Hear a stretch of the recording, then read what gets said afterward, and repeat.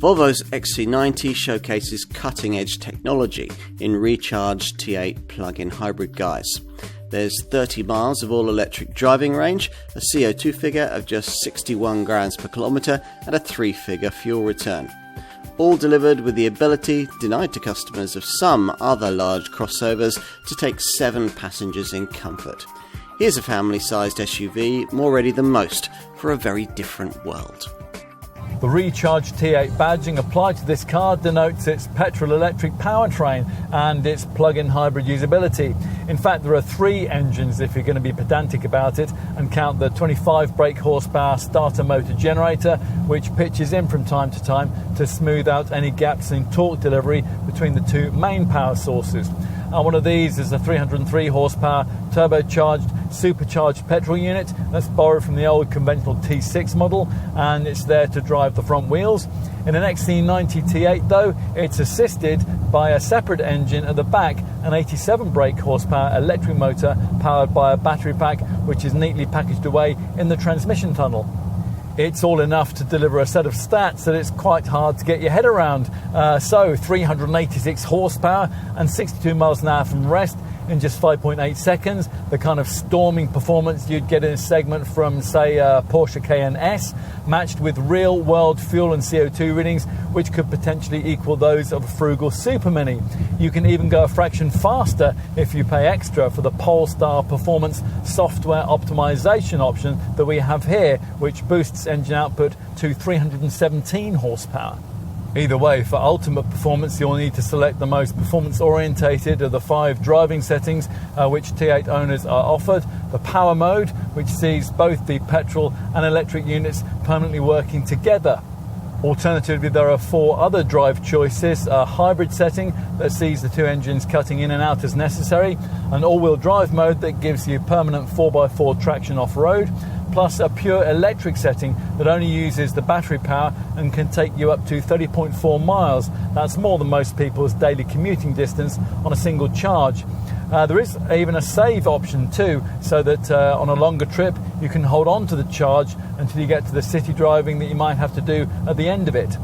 The look of this second generation XC90, according to its exterior design manager Anders Gunnarsson, needed to be timeless. If, like its predecessor, its model life has to stretch across the decades, then you can certainly see why. Hence the considerable depth of thought, which has clearly gone into a sense of style reflective of brand values both old and new. So many large luxury SUVs appeal bulky and intimidating. This isn't one of them. Only very minor visual changes feature with this revised version of the Mark II model, things like tiny tweaks to the bumper and the air intakes, plus extra black trim on this R design model. There's also this slightly redesigned front grille, which as before features Volvo's traditional Iron Mark logo at its centre. Time to take a look inside. Now, we liked the front of cabin experience served up by this XC90 when we first tested it back in 2015. We still do. This interior is simple and elegant and very uncluttered, with only 8 buttons on the fascia. The remaining functions that you'd normally access through confusing little rows of switches on the dash have all been relocated into menu options that lie behind the big, easy-to-use icons you'll find on this smart 9-inch infotainment colour touchscreen, which is presented portrait style on the centre console. You'll glimpse more high-tech screen technology through this 3-spoke wheel, courtesy of Volvo's 12.3-inch active TFT crystal driver's information display. Otherwise though, this cabin is an aesthetic triumph. It's immaculately made and full of premium touches like this diamond cut start-stop control switch and a slatted cover for this centre dash compartment. Time to take a seat in the middle row. Your middle row passengers, they're very well catered for with individual seats which slide and recline for greater comfort on longer journeys. Now here we've got the optional huge panoramic glass roof fitted, and this gives this part of the cabin a light, airy feel, which is something that we think you'd really want in a 7-seat SUV. Right, what about this car's proper 7-seat functionality? It's time to put that aspect of this XC90 to the test. Getting into the back row does require a bit of muscular dexterity. And as an adult, you'll only be able to install yourself here with any kind of comfort if you prevail on those ahead of you to move their seats forward a bit. But if that's possible, we could believe that a couple of fully sized adults could cope okay back here over short to medium length journeys. As for the boot space on offer, well, that falls in comparison to the more conventional XC90 variants. With the T8 in 7-seat mode, it's 262 litres to the window line and 316 up to the roof. Most of the time, of course, though, you'll be running this car with the third row chairs folded down, and the retracting process is much easier than the back-breakingly fumbly machinations that you have to go through in a rival Land Rover Discovery to achieve the same end result. Once that's completed, there's a lot of room to play with. On this T8 variant, there's 640 litres if you load to the window line and as much as 967 if you load to the roof. You can improve on those figures by sliding the second row seats forward if you have uncomplaining middle row passengers on board, or by making the second row seat backs more upright. Getting more room, of course, means folding the middle row. On this T8 variant, that frees up 1,005 litres to the window line, or 1,816 litres if you load right up to the roof.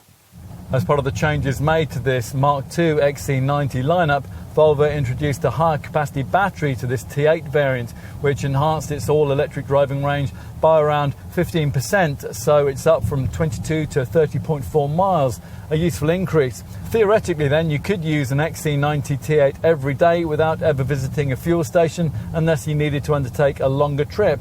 That's assuming, of course, that you keep the lithium-ion battery fully charged. That'll take a little longer than before thanks to the bigger battery. Owners can buy a wall box from Volvo, which will charge their cars on 16 amp power in about 3 hours. If you're out and about and you can find a 10 amp public charging point, then the needed time will be slightly longer, around 4 hours, while connecting up to a normal domestic 3-pin 6 amp supply will take 8 hours. Ultimately, to justify this T8 model's price premium over the conventionally engined variants in the range, you really have to try to plug it in at every possible opportunity. Otherwise, you'll simply find yourself running a heavy petrol-powered SUV, and one that will need more frequent refueling than a more conventional XC90, because its fuel tank size falls from 71 to 50 litres due to the need to make space for the hybrid powertrain and the battery. If on the move you want to prioritise all-electric progress, then you can select a pure driving mode, which prioritises electric-only operation and will be useful in an urban environment. In everyday use, though, most T8 owners will be driving in the hybrid mode, which the car's powertrain automatically defaults to, a setting in which the vehicle will automatically alternate between petrol and electric power, and the basis for a faintly incredible sounding set of WLTP rated running cost figures up to 104.5 miles per gallon on the WLTP combined cycle and up to 61 grams per kilometre of CO2. A driver performance option on the centre dash screen graphically shows how frugally you've been driving, and on this T8 model also includes an interactive graphic showing what's currently being powered by what. Volvo seems to be flourishing under foreign ownership, and this recharged T8 plug-in hybrid XC90 is a good example of why. You might have expected Chinese company control to stifle Volvo's Scandinavian character. Instead, what we've been given here is a return to Swedish charisma and an emphasis on all the things that the Gothenburg brand does best. Cool, restrained style, real-world practicality, and class-leading safety. Of course, this Volvo's not perfect. There are still sharper handling choices and more capable off-roaders in the sector. In balancing these virtues, though, this XC90 sets its own class standard, and in doing so, it establishes a family benchmark amongst luxury SUVs that rivals will struggle to match. Add in the astonishingly low running costs which come with plug-in hybrid technology, and it's a difficult formula to resist if you're shopping in this segment. Company founders Assar Gabrielsen and Gustav Larsson would have liked this car. More importantly, though, if you're shopping in this segment, we think you will too.